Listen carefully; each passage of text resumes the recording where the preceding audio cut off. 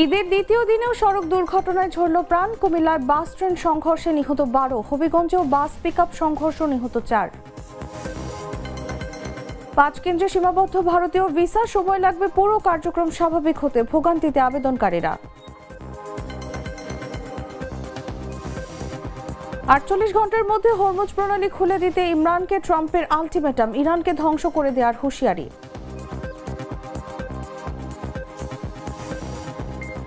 সৌদির রাজধানী রিয়াদে ক্ষেপণাস্ত্র হামলা হয়েছে ইসরায়েলি শহর উপসাগরীয় ঘাঁটিতেও। আইআরজিসির দাবি নিহত 200 এর বেশি।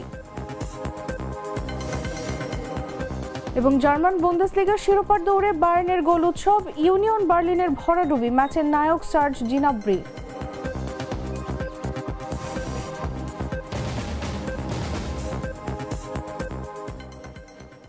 দর্শক সবাইকে ঈদের অনেক শুভেচ্ছা। আমন্ত্রণ জানাচ্ছি দুপুর 1টার নিউজে, সাথে আছি আমি তাসলিমা তিথি।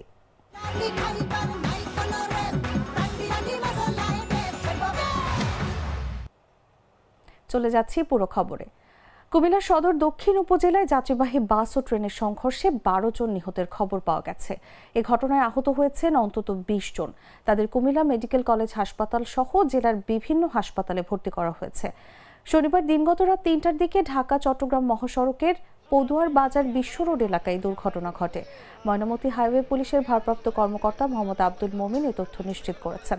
নিহতদের মধ্যে 7 জন পুরুষ, 2 জন নারী ও 3 শিশু রয়েছে। তারা সবাই বাসের যাত্রী।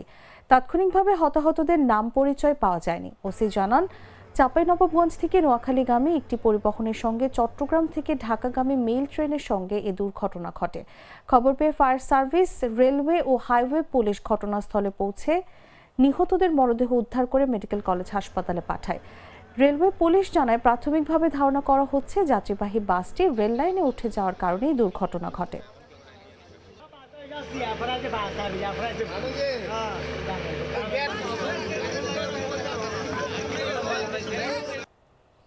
কুমিল্লা সদর দক্ষিণে যাত্রীবাহী বাস ও ট্রেনের সংঘর্ষে 12 জন নিহত হওয়ার ঘটনায় হেলাল উদ্দিন ও মেহেদি হাসান নামের 2 গেটম্যানকে বরখাস্ত করা হয়েছে। রোববার সকালে তাদের দুজনকে বরখাস্ত করা হয়। রেলওয়ে চট্টগ্রাম বিভাগের বিভাগীয় ব্যবস্থাপক মুস্তাফিজুর রহমান ভূঁইয়া এ তথ্য নিশ্চিত করেছেন। তিনি জানান, দায়িত্বে অবহেলার অভিযোগে কুমিল্লার পদুয়ার বাজার রেল ক্রসিং এলাকায় দায়িত্বরত মেহেদি হাসান ও হেলাল উদ্দিনকে সাময়িক বরখাস্ত করা হয়েছে। এর আগে শনিবার রাতে 2:55 কুমিল্লার পদুয়ার বাজার রেল ক্রসিং এলাকায় চাঁপাইনবাবগঞ্জ থেকে নোয়াখালীর দিকে যাওয়া মামুন পরিবহনের যাত্রীবাহী বাসের সঙ্গে চট্টগ্রাম থেকে ঢাকাগামী মেইল ট্রেনের সংঘর্ষ হয়। এতে ঘটনাস্থলেই 12 জন নিহত হন।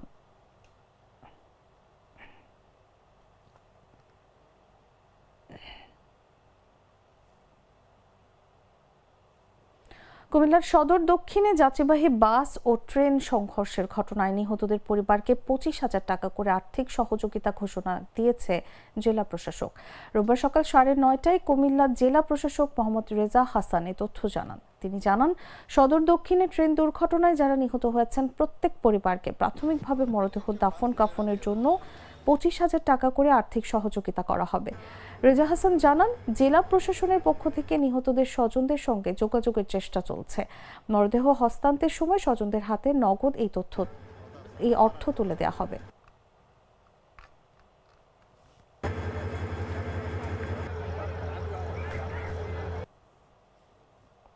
বাস এবং ট্রেনে মুখোমুখি সংঘর্ষ হয়েছে। আমরা তাৎক্ষণিক বেশি দূর না, কাছাকাছি আমাদের দক্ষিণ সদর ফায়ার স্টেশন, সৌরাবাদা ফায়ার স্টেশন বললে ওইখান থেকে আমরা 2টা ইউনিট মুভ করাইছি। ইউনিট মুভ করে ওরা দেখলো একটা মামুন পরিবহন বাস চাঁপাইনবাবগঞ্জ হইতে নোয়াখালীমুখী এবং একটা ঢাকা মেইল ট্রেন চট্টগ্রাম হইতে ঢাকামুখী এই আমাদের ফ্লাইওভারের নিচে সংঘর্ষ হয়েছে। এমনভাবে সংঘর্ষ হয়েছে, গাড়ি ট্রেনের ধাক্কায় প্রায় 1/2 কিলোমিটার বা 1 কিলোমিটার কাছাকাছি চলে আসছে। আপনারা দেখতে পাচ্ছেন। এর মধ্যে বাসের মধ্যে যত লোকজন ছিল সবগুলো ছন্ন বিচ্ছন্ন হয়ে পড়ে গেছে। কিন্তু আমরা অ্যাক্সিডেন্ট হওয়ার পরেও তো আমরা আসতে পারছি। অ্যাক্সিডেন্ট হইলে তো আমরা সংবাদ পাই। আমরা এসে 3টা ডেড বডি পেয়েছি। 3টা ডেড বডির মধ্যে 2জন পুরুষ, 1জন মহিলা। কিন্তু আমাদের সাথে স্থানীয় লোকজন, পুলিশ প্রশাসন আরও 4টা ডেড বডি পেয়েছে। মোট 7টা ডেড বডি পুলিশের মাধ্যমে হ্যান্ড ওভার করা হয়েছে এবং 3টা আহত হয়েছে। আহতটা হাসপাতালে পাঠানো হয়েছে। মাধবপুরে বাস ও পিকআপ ভ্যানের সংঘর্ষে 4 জন নিহত হয়েছেন। রোববার সকালে ঢাকা সিলেট মহাসড়ক উপজেলার আন্দিউড়া এলাকায় এই দুর্ঘটনা ঘটে। খবর পেয়ে পুলিশ ও ফায়ার সার্ভিস সদস্যরা ঘটনাস্থলে গিয়ে মরদেহগুলো উদ্ধার করে থানায় নিয়ে যায়। বিষয়টি নিশ্চিত করে মাধবপুর থানার ভারপ্রাপ্ত কর্মকর্তা সোহেল রানা বলেন, নিহতরা সবাই পিকআপের যাত্রী ছিলেন। তাদের কারো পরিচয় এখনো নিশ্চিত হওয়া যায়নি। পরিচয় জানার চেষ্টা চলছে। পুলিশ ও স্থানীয়রা জানান, ভোরে ঢাকা সিলেট মহাসড়কের আন্দিউড়া এলাকায় একটি পিকআপ ও একটি বাসের সংঘর্ষ হয়। এতে পিকআপটি উল্টে মহাসড়কের পাশে খাদে পড়ে যায়। সকাল 9টার দিকে স্থানীয়রা খাদে একটি পিকআপ উল্টে পড়ে থাকতে দেখে মাধবপুর থানা ও ফায়ার সার্ভিসে খবর দেয়। পরে পুলিশ ও ফায়ার সার্ভিস কর্মীরা ঘটনাস্থলে গিয়ে পিকআপের নিচে থেকে 4 জনের মরদেহ উদ্ধার করে।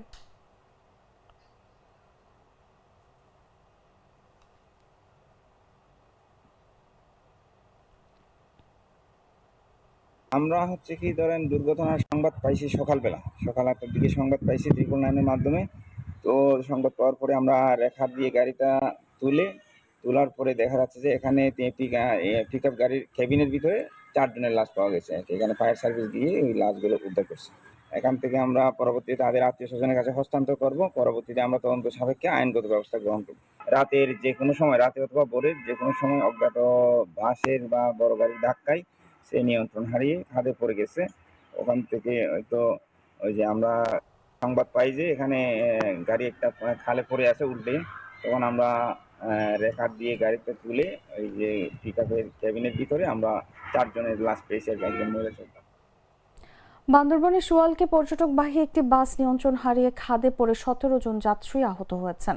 রোববার ভোর 5টার দিকে বান্দরবন কেরানীহাট সড়কে সুয়ালক কিউবি রেস্টুরেন্টের পাশে দুর্ঘটনা ঘটে। আহতদের উদ্ধার করে স্থানীয় ফায়ার সার্ভিসের সদস্যরা হাসপাতালে ভর্তি করেছেন। স্থানীয় সূত্রে জানা গেছে, ঢাকা থেকে আসা সৌদিয়া পরিবহনের একটি পর্যটকবাহী বাস বান্দরবান প্রবেশের মুখে সুয়ালক এলাকায় নিয়ন্ত্রণ হারিয়ে সড়কের পাশের খাদে পড়ে যায়। যাত্রীদের চিৎকারে স্থানীয়রা এগিয়ে আসেন এবং ফায়ার সার্ভিসকে খবর দেন। ফায়ার সার্ভিসের সদস্যরা দ্রুত ঘটনাস্থলে পৌঁছে আহতদের উদ্ধার করে বান্দরবান সদর হাসপাতালে নিয়ে যান। বাসে থাকা পর্যটক উৎস পাল অভিযোগ করেন, চালক ঢাকা থেকে চট্টগ্রাম পর্যন্ত সতর্ক থাকলেও এরপর থেকেই খুবই অগোছালোভাবে গাড়ি চালাচ্ছিলেন। এ নিয়ে যাত্রীরা তাকে সতর্কও করেছিলেন। তিনি জানান, সুয়ালক এলাকায় একটি বাঁক ঘোরার সময় হয়তো ঘুমের ঘোরে চালক ব্রেকের বদলে এসকেলেটরে চাপ দেন, যার ফলে গাড়িটি সরাসরি খাদে পড়ে যায়।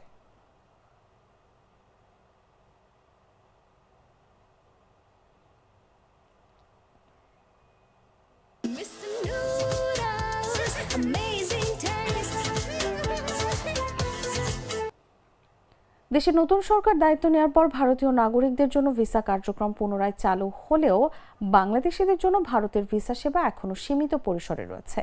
চিকিৎসা, শিক্ষা ও ব্যবসা সহ জরুরি প্রয়োজনে ভিসা প্রত্যাশীদের ভোগান্তি কমেনি। কূটনৈতিক সূত্র বলছে, নিরাপত্তা পরিস্থিতি, জনবল সংকট এবং প্রশাসনিক জটিলতার কারণে পুরো কার্যক্রম স্বাভাবিক হতে সময় লাগবে। সরকার দায়িত্ব নেওয়ার ভারতীয় নাগরিকদের জন্য স্থগিত ভিসা কার্যক্রম পুনরায় চালু করেছে বাংলাদেশ। তবে বিপরীত চিত্র এখনো বাংলাদেশিদের জন্য। ভারতের ভিসা প্রক্রিয়া সীমিত আকারেই চালু রয়েছে, ফলে চিকিৎসা, শিক্ষা ও ব্যবসা সহ নানা প্রয়োজনে ভিসা প্রত্যাশীদের ভোগান্তি কমেনি। বর্তমানে মাত্র 5টি ভিসা আবেদন কেন্দ্র থেকে সীমিত পরিসরে ভিসা ইস্যু করা হচ্ছে। এর আগে দেশে 16টি কেন্দ্রে পূর্ণাঙ্গ কার্যক্রম থাকলেও রাজনৈতিক অস্থিরতা ও নিরাপত্তা উদ্বেগের কারণে তা বন্ধ হয়ে যায়। কূটনৈতিক সূত্র বলছে, নিরাপত্তা পরিস্থিতি, জনবল সংকট এবং প্রশাসনিক জটিলতার কারণে পুরো কার্যক্রম স্বাভাবিক হতে সময় লাগবে। ঢাকায় নিযুক্ত ভারতীয় হাই কমিশনার প্রণব ভার্মা জানান, ধাপে ধাপে ভিসা কার্যক্রম সম্প্রসারণের চেষ্টা চলছে। একই সঙ্গে দুই দেশের সামগ্রিক সম্পর্ক স্বাভাবিক করতেও কাজ করছে দিল্লি ও ঢাকা। বর্তমানে ঢাকা, চট্টগ্রাম, রাজশাহী, সিলেট ও খুলনা কেন্দ্র থেকে সীমিত ভিসা দেওয়া হলেও পর্যটক ভিসা এখনো বন্ধ রয়েছে। সংশ্লিষ্টরা বলছেন, ঈদের পর পরিস্থিতি আরও উন্নতির আশা থাকলেও নির্দিষ্ট সময়সীমা নিয়ে কোনো নিশ্চয়তা নেই। দুই দেশের কূটনৈতিক সম্পর্ক স্বাভাবিক হওয়ার ইঙ্গিত মিললেও ভিসা সেবায় পূর্ণ স্বস্তি অপেক্ষা আরও দীর্ঘ হতে পারে। নিউজ ডেস্ক, জাগো নিউজ। স্বাধীনতার অর্ধশত বছর পরও খাগড়াছড়ির দীঘিনালার দুর্গম বিষ্ণু কারবারি পাড়ায় পৌঁছেনি নিরাপদ পানির সুবিধা। প্রায় 106টি পরিবারের 6 শতাধিক মানুষের একমাত্র ভরসা পাহাড়ের ঝিরি আর ছড়া। তবে শুকনো মৌসুমে এসব উৎস শুকিয়ে গেলে চরম দুর্ভোগে পড়েন পাড়ার বাসিন্দারা। প্রতিদিন পানি সংগ্রহে ব্যয় করতে হয় প্রায় 3 ঘন্টা সময়। পানির অভাবে বাড়ছে স্বাস্থ্য ঝুঁকিও। বিশুদ্ধ পানির সংকটে ডায়রিয়া, জন্ডিস ও টাইফয়েড সহ পানিবাহিত রোগে আক্রান্ত হচ্ছে শিশু ও বৃদ্ধরা। এলাকাবাসীর অভিযোগ, বারবার আবেদন করেও মেলেনি টিউবওয়েল বা স্থায়ী কোনো সমাধান। জনস্বাস্থ্য প্রকৌশল বিভাগ বলছে, পাথুরে পাহাড় ও দুর্গম যোগাযোগ ব্যবস্থার কারণে টিউবওয়েল স্থাপন কঠিন হলেও উন্নত প্রযুক্তি ব্যবহার করলে সমাধান সম্ভব। উপজেলা প্রশাসন বলছে, বাজেট পেলে দ্রুত পদক্ষেপ নেওয়া হবে।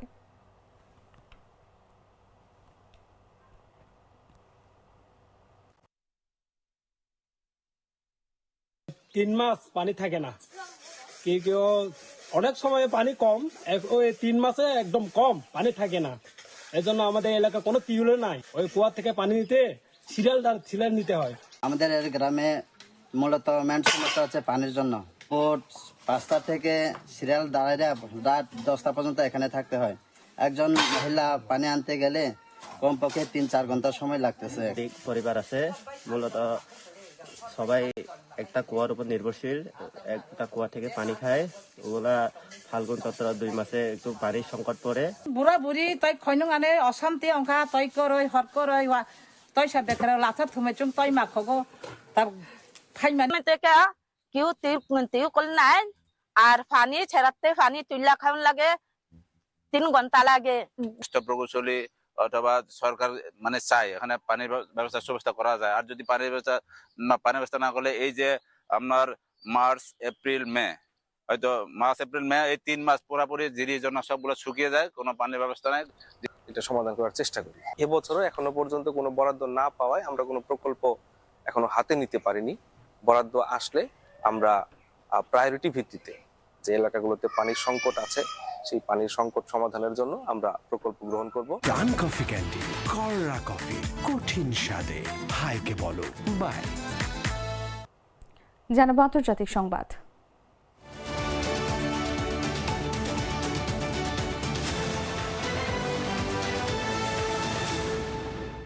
হরমুজ প্রণালী খুলে দিতে ইরানকে 48 ঘন্টার আলটিমেটাম দিয়েছেন মার্কিন প্রেসিডেন্ট ডোনাল্ড ট্রাম্প। এই সময়ের মধ্যে বিশ্ব বাণিজ্যের জন্য অত্যন্ত গুরুত্বপূর্ণ এই রুট খুলে না দিলে ইরানকে ধ্বংস করে দেওয়ার হুঁশিয়ারি দিয়েছেন তিনি।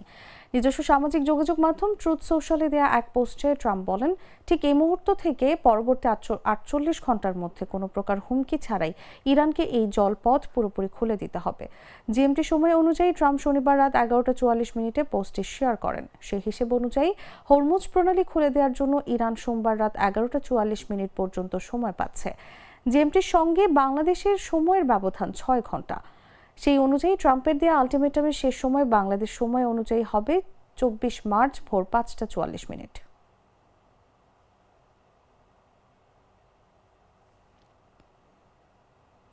সৌদি আরবের রাজধানী রিয়াদ লক্ষ্য করে 3টি ব্যালিস্টিক ক্ষেপণাস্ত্র নিক্ষেপের ঘটনা ঘটেছে বলে জানিয়েছে দেশটির প্রতিরক্ষা মন্ত্রণালয়। মন্ত্রণালয়ের বিবৃতিতে বলা হয়, নিক্ষেপ করা ক্ষেপণাস্ত্রগুলোর একটি আকাশেই প্রতিহত করা হয়েছে, বাকি দুটি জনবসতিহীন এলাকায় গিয়ে পড়ে, ফলে বড় ধরনের ক্ষয়ক্ষতি এড়ানো সম্ভব হয়েছে। তবে এই হামলার জন্য কারা দায়ী এ বিষয়ে এখনো কোনো নির্দিষ্ট তথ্য জানায়নি সৌদি কর্তৃপক্ষ। ঘটনাটি নিয়ে তদন্ত চলছে বলে জানিয়েছে সংশ্লিষ্ট কর্মকর্তারা।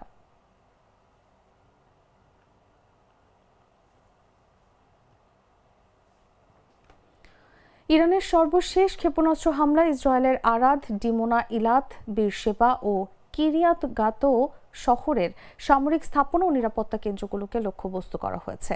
সেই সঙ্গে কুয়েতের আলী আল সালেম ঘাঁটি, সংযুক্ত আরব আমিরাতের আল মিনহাদ ও আল ধাফরা ঘাঁটিতেও হামলার দাবি করেছে বাহিনীটি।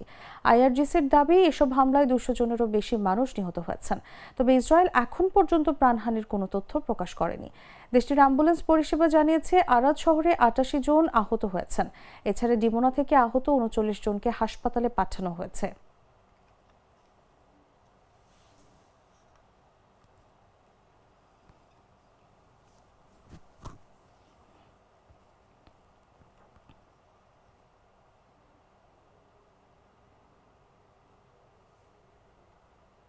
সংবাদ শেষ করব খেলার খবর জানিয়ে।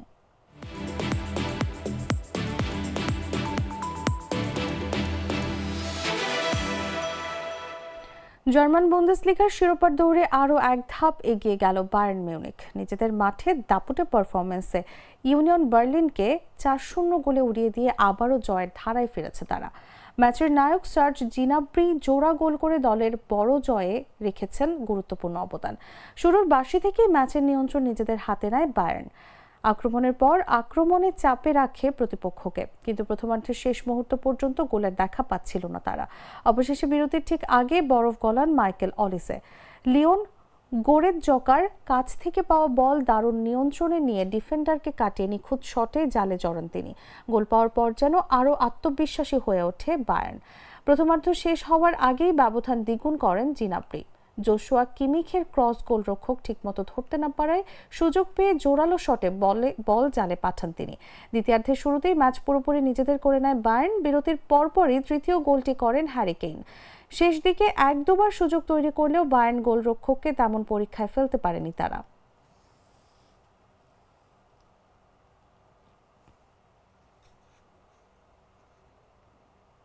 দর্শক, সংবাদ শেষ করার আগে শিরোনামগুলো জানিয়ে দিচ্ছি আরও একবার।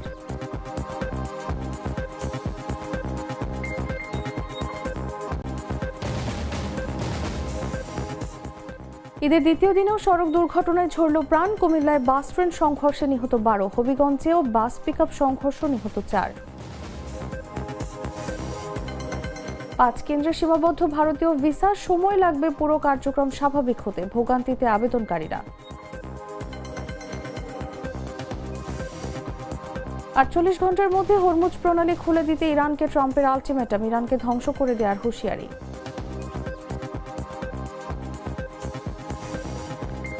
সৌদির রাজধানী রিয়াদে ক্ষেপণাস্ত্র হামলা হয়েছে ইসরায়েলি শহর উপসাগরীয় ঘাঁটিতেও। আইআরজিসির দাবি নিহত 200-এর বেশি। এবং জার্মান বুন্দেসলিগার শিরোপার দৌড়ে বায়ার্নের গোল উৎসব, ইউনিয়ন বার্লিনের ভরাডুবি, ম্যাচের নায়ক সার্জ জিনাব্রি।